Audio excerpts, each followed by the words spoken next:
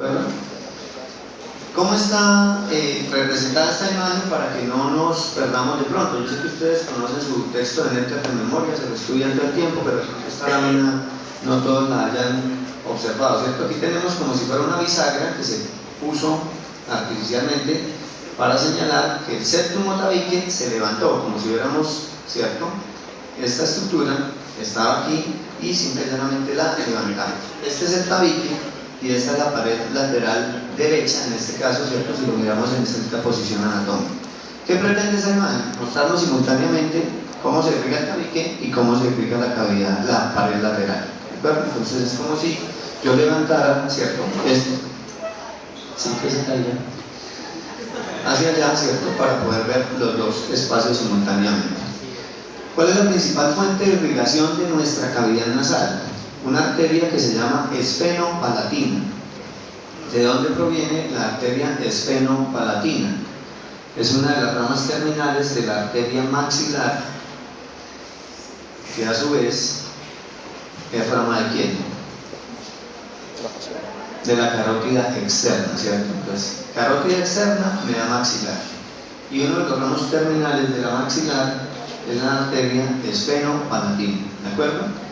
¿Qué me dice el nombre esfenopalatino? Que tiene que ver con el esfenoides y tiene que ver con el paladar, ¿cierto? Hasta ahí uno diría eso como que entre poco y nada con cavidad nasal. Pero esa arteria esfenopalatina se van a originar, miren acá, ¿cierto? Ramos para el séptimo tabique. Esta estructura que tenemos aquí es la arteria esfenopalatina. Miren que está ingresando a la cavidad nasal aproximadamente a la altura del meato medio, ¿cierto? Ese es el punto donde uno esperaría ubicar. Y a partir de allí va a generar ramas para el séptimo tabique desde la parte posterior, ramas que van a ingresar, y miren lo que les decía, por esa vía es que los cornetes se llenan de sangre de manera importante si necesitamos incrementar la temperatura, ¿cierto? Hablamos de ramas nasales posteriores que van a irrigar de manera significativa a la estructura de los cornetes, ¿cierto? Desde la parte posterior. ¿Por qué se llama esfenopalatino? Porque además va a generar ramos palatinos que obviamente van a aportar irrigación tanto a la cara superior del paladar como a la cara inferior. Obviamente eso tiene que ver con la irrigación simultánea de cavidad nasal y de cavidad oral. Pero fundamentalmente, en lo que concierne con cavidad nasal, tenemos unas ramas para los cornetes y unas ramas para el septum o tabique nasal, que si ustedes se fijan están dando el aporte mayoritario desde el punto de vista arterial. ¿Quiénes más aportan o qué otra fuente de irrigación tiene la cavidad nasal? Por acá tenemos un par de arterias en la parte alta de la cavidad en relación con el techo, que corresponde a las arterias etmoidales anterior y posterior. ¿De dónde se originan las arterias etmoidal anterior y etmoidal posterior? Vienen de la cavidad orbitaria, ¿cierto? Y como vienen de allí, su arteria origen es la arteria oftálmica, que es rama de la carótida interna, ¿cierto? Vamos a ver cómo esos vasos se anastomosan y reconocemos de esa manera que la cavidad nasal es un espacio donde volvemos a establecer una conexión vascular entre lo que en algún momento separamos en el cuello cuando la carótida común se bifurcó en interna y externa. Estamos anastomosando ramos etmoidales de la oftálmica, de la carótida interna, con ramos nasales de la esfenopalatina, de la carótida externa. ¿De acuerdo? Etmoidal anterior y etmoidal posterior, ramas de la oftálmica. Y los ramos nasales posteriores y ramos septales de la esfenopalatina van a configurar el mayor volumen sanguíneo para la cavidad nasal. Como si con eso no fuera suficiente, tenemos un tercer aporte, minoritario. Por acá, a través de la ventana y hacia el vestíbulo, ingresan una pequeña ramita nasal que proviene de la arteria facial. Ese aporte es mínimo, pero también pues, es importante mencionarlo y tenerlo en cuenta. ¿De acuerdo? Tres fuentes entonces fundamentales tenemos para irrigar nuestra cavidad nasal. 1. Arteria esfenopalatina de la maxilar. 2. Arterias etmoidales anterior y posterior de la oftálmica. Y 3. Una rama nasal de la arteria facial. que entran físicamente, ¿cierto?, por la cavidad, por la ventana, perdón, a irrigar fundamentalmente el vestíbulo de la cavidad nasal. El drenaje venoso esencialmente va a seguir las mismas vías, ¿cierto? Entonces vamos a tener un drenaje venoso, por ejemplo, superior por venas etmoidales. ¿Hacia dónde? Hacia una vena oftálmica que va a tributar hacia senos venosos de la dura madre, ¿cierto? Por esa vía podemos diseminar procesos infecciosos, no solo de la parte superficial, sino de cavidad al seno cavernoso, por ejemplo, ¿cierto? Podemos producir una meningitis, un absceso cerebral si hay procesos infecciosos de senos paranasales o de la misma mucosa de la cavidad nasal. La mayor parte del drenaje posterior va a ir hacia un plexo venoso retrofaríngeo que va a terminar drenando de manera directa hacia la vena yugular interna. Ahora sabemos que todo lo que drena senos venosos finalmente va a confluir en el seno sigmoideo, y a partir de allí también vamos a drenar hacia el yugular interno. Pero la idea es que básicamente seguimos la misma dirección. Hay un drenaje hacia la parte superior, hay un drenaje hacia la parte posterior, y hay un drenaje también minoritario hacia la vena facial. Así como la arteria facial hace un aporte pequeño, también recibe algo de ese drenaje venoso.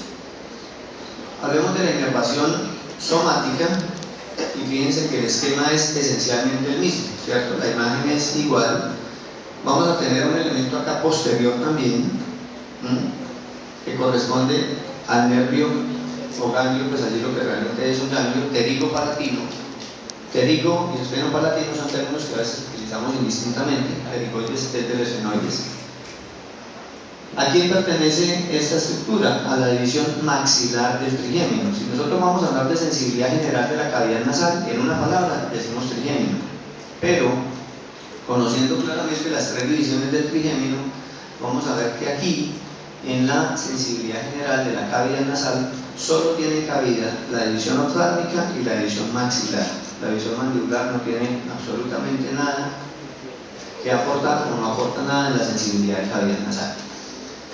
Hago énfasis en el concepto de la sensibilidad general, ¿cierto? Porque reconocemos que el tercio superior de la mucosa nasal es olfatoria. Ya habíamos hablado del techo, donde está la lámina cribosa, a través del cual pasan, ¿cierto?, las fibras periféricas que van a confluir para formar el bulbo olfatorio, ¿cierto? Recordamos ese concepto claramente de su neuroanatomía previa. Ya apurado me reto.